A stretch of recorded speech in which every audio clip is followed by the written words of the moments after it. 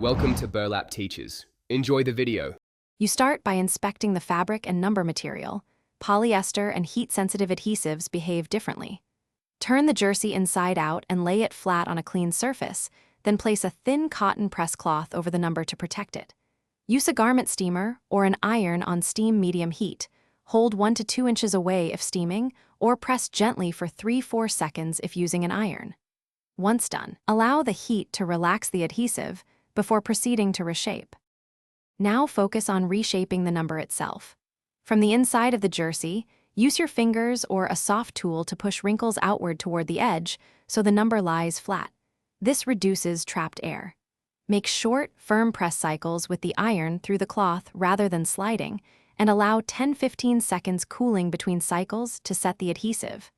If small sections have lifted, lightly mist with temporary fabric adhesive or a low-temp fusing spray before pressing to rebond the layers securely.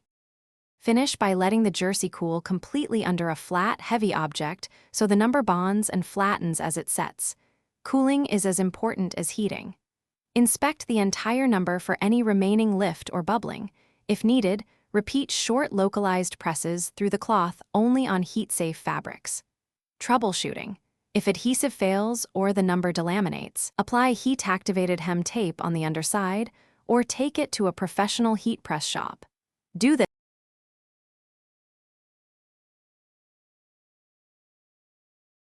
Thanks for watching. Consider subscribing if this video helped you.